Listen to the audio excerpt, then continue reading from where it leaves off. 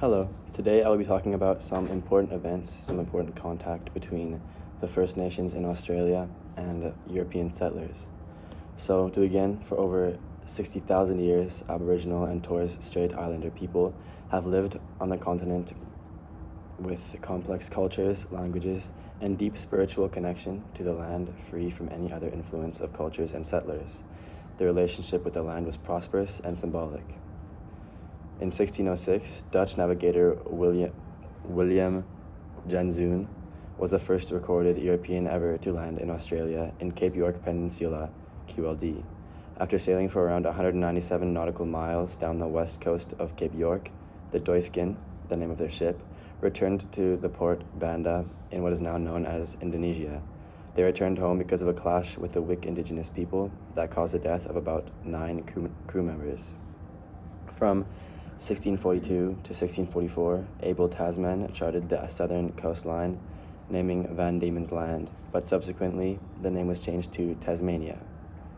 1770, Captain James Cook claimed the east coast of Australia and named New South Wales upon anchoring in Botany Bay.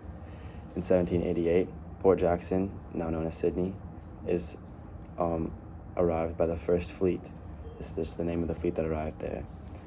This was the place where Britain's first penal colony was established, and Governor Arthur Phillip began normalizing European settlement. In 1789, a smallpox epidemic introduced by settlers killed off an incredible amount of Indigenous individuals near Sydney. The settlers themselves had gained some immunity to the disease because they had already been exposed to it, but the Indigenous people had no way of resisting it, and the outcome was catastrophic. In 1824, the first settlers arrived in Moreton Bay, which is now known as Brisbane. 1830s to the 50s, wars on the frontier, such as the Port Phillip District Wars in Victoria, occur as settlers pushed inland. Violent clashes, massacres, and dispossession affect Aboriginal people significantly. In 1835, Batman's Treaty, John Batman signed a treaty purportedly with the Wurundjeri people in Melbourne region, but the NSW government regards it as not valid. In 1851, the gold rush begins, fueling greater European immigration and dispossession of Indigenous Australians. As more and more European settlers are drawn by their greed to Australia, the Indigenous peoples are forced to change their ways of life to survive. In 1901, Australia became a nation on January 1st, when 6 British colonies, New South Wales, Victoria, Queensland, South Australia, Western Australia, and Tasmania united to form the Commonwealth of Australia. This process is known as federation. From the mid-1800s to 1970s, the Stolen Generation refers to a period of time when Aboriginal children were removed from their families to assimilate with white society. In 1938, the Day of Mourning protest on Australia Day by Indigenous protesters marking 150 years of colonization. This was the first national civil rights gathering organized by Indigenous people across Australia. To this day, 26 January remains a day to mourn and grieve the devastating impacts of colonization. In 1962, federal Liberal government finally granted Aboriginal Australians voting rights in national elections, though it was only optional. It wasn't made mandatory like it is with the rest of the population until 1984.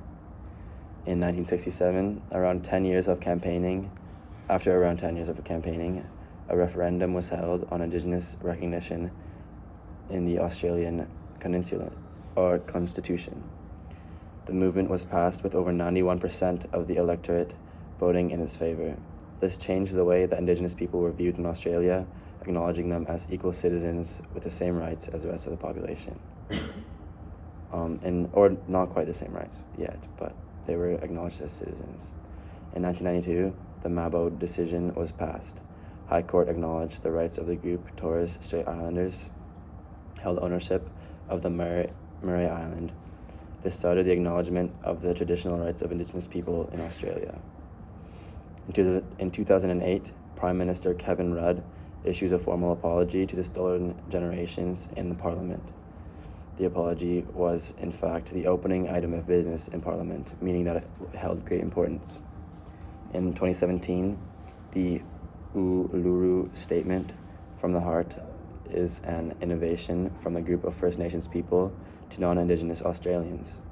Shared in 2017, the statement calls for substantive reform to help realize Indigenous rights through the establishment of Indigenous voice to Parliament and a Makarrata Commission. In 2023, a referendum proposal to allow the recognition of Indigenous people in the Constitution was held, but it wasn't passed. The road to reconciliation is still rocky. I hope, and I'm sure that many other people do as well, that in the future, the reconciliation will be properly achieved. And yes, thank you for listening to my timeline of important events in Australia.